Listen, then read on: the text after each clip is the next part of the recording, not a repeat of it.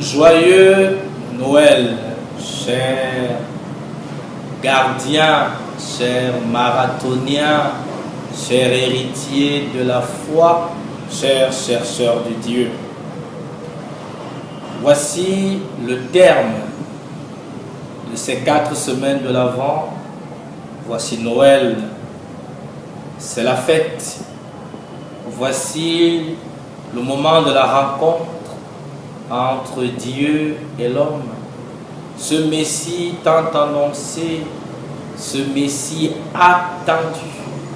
Le voici que nous contemplons couché dans une étable à côté de ses parents, entourés d'animaux.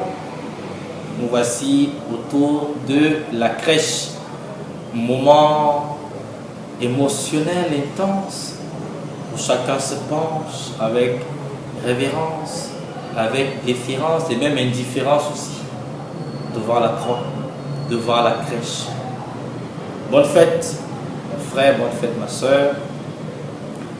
Noël, après les tintamars et tout ce qui entoure ce moment. Arrêtons-nous encore pour écouter le Seigneur lui-même nous donner, oui, le sens de cette célébration.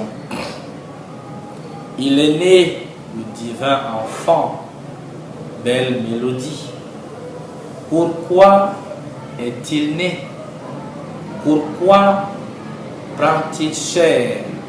Pourquoi s'est-il incarné? Puisque Noël est la célébration du mystère de l'incarnation. Noël, c'est le mémorial de la naissance de Dieu dans l'histoire de l'humanité.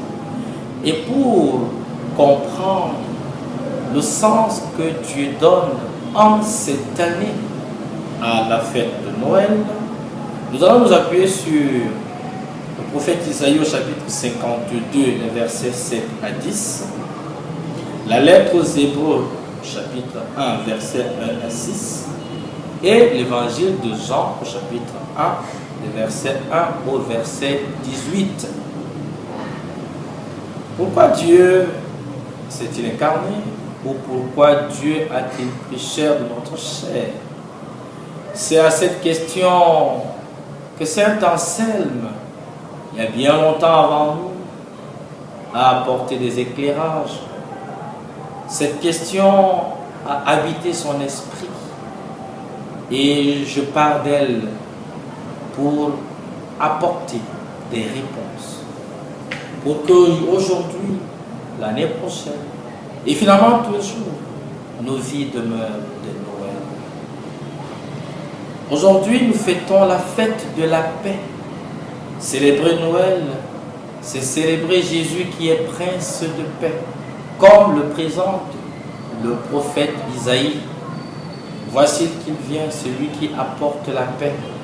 Cette paix dont toi et moi aurons toujours besoin. Cette paix qui vient de lui pour apaiser nos quotidiens, si souvent habités par la violence et les violences. L'actualité du monde ne nous démentirait pas. Oui, nous voulons la paix, nous la souhaitons, mais est-ce que nous prenons les moyens pour son émergence? Méditons ce matin, nous reprenons les mots de la béatitude. Heureux les artisans de paix. Célébrer Noël, c'est prendre la décision de devenir un artisan de paix, de se savoir enfant de Dieu. Est-ce que tout le monde, dans toutes les maisons, les communautés, dans tous les quartiers, est-ce réellement le sens que nous donnons à la fête? Regardons un peu les jouets que nous avons, nous parents, offerts à nos enfants. Sont-ils l'expression du désir de la paix ou la promotion des violences, de la guerre, des tensions? Est-ce que nous œuvrons pour une culture de la paix? C'était juste un exemple. Quel est le cadeau que j'ai offert à mon enfant? est-il l'expression de cette paix?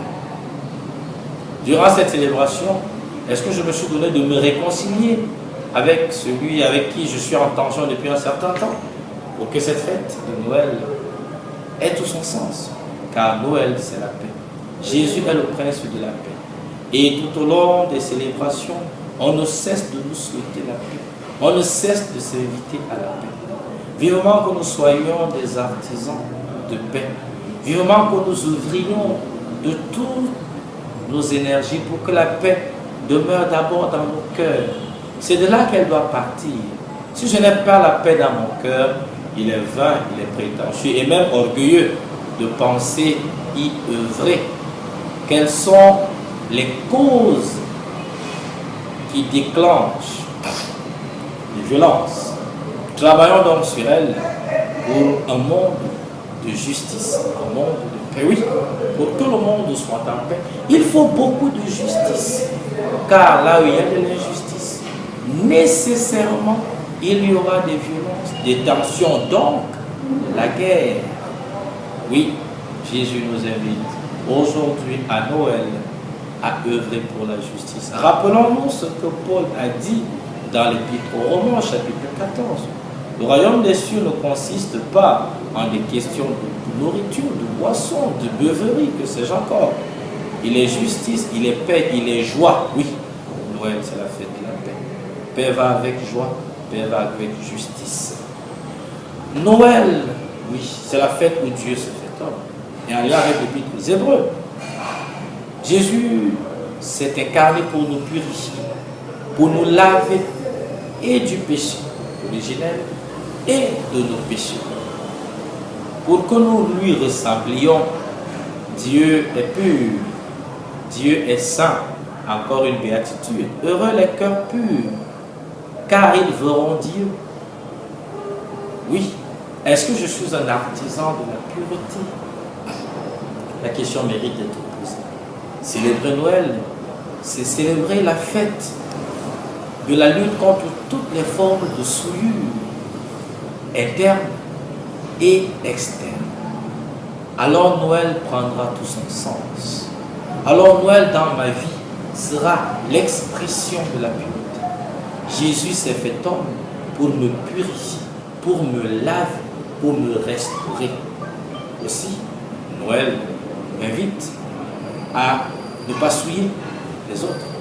Noël m'invite à vivre dans un environnement sain, un environnement serein, un environnement pur. Est-ce le cas? Avons-nous suffisamment balayé nos cœurs pour que le Fils de l'homme, que Jésus, naisse et habite dans nos cœurs? Est-ce que je suis dans un environnement sain ou malsain? On ne peut ne pas se poser la question, parce que Noël est une fête. Et qui dit fête dit environnement propre, environnement idoine. Vivement, mon frère, ma soeur, que nous soyons des disciples de la pureté, que nous aimions vivre dans un environnement sain. Alors, Noël sera pour nous ce que Dieu veut, qu'il soit la fête de la pureté, de la beauté, la fête de la simplicité. Avec Saint Jean, joli prologue, il ouvre, où notre profession de foi trouve toute sa force et son origine. Jean nous dit que Jésus s'est fait homme pour nous apporter la lumière qui chasse les ténèbres du péché, la lumière qui chasse les ténèbres du désespoir, la lumière qui chasse les ténèbres de la solitude, une lumière bienheureuse, une lumière bienfaisante. Oui, Jésus est la lumière du monde. Cette lumière qui éclaire tout homme et qui nous appelle à devenir enfants de Dieu parce que Dieu est lumière. Nous aimons bien chanter Dieu est lumière, Dieu notre Père, pour qu'une fois de plus encore, nous lui ressemblions. Comment vais-je donc faire pour que Noël dans ma vie et autour de moi ne rime pas avec ténèbres et sur la suite? Noël, c'est la fête de la lumière, la fête de l'éclairage. Oui, à Noël, je prends la décision d'éclairer tous les ignorants. Oui, œuvre de miséricorde, mais aussi œuvre humanitaire. Comment est-ce que je lutte contre l'ignorance et en moi et autour de moi. Quand j'irai m'incliner devant la crèche, est-ce que je vais m'incliner devant la lumière du monde en me rappelant ce que Jésus dit dans l'évangile de Matthieu au chapitre 5 verset 14? Sois la lumière du monde. Parlant de la lumière, nous devons nous rappeler qu'au baptême, un des symboles forts est la lumière. Pour le baptême, les enfants, elle est remise autant pour moi, à la marraine ou aux parents, avec un signe de veiller et de la transmettre plus tard aux filles, aux adultes. On demande aux témoins, aux parents, aux marraines de transmettre la lumière à leurs filles qui sont nouvellement baptisées. Et bien que le Seigneur nous aide donc à faire de Noël la fête de la paix, à faire de Noël la fête de la pureté, de la sainteté, à faire de Noël la fête de la bonté, la fête de la lumière. C'est un engagement, oui, et pas des moindres. Dieu seul sait que nous sommes invités à accepter un certain nombre de retournements qui s'appellent chemin de conversion. En effet, Noël est la fête de la conversion.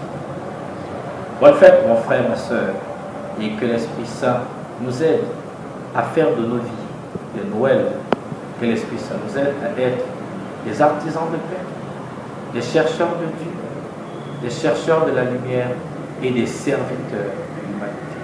Bonne fête et à dimanche prochain.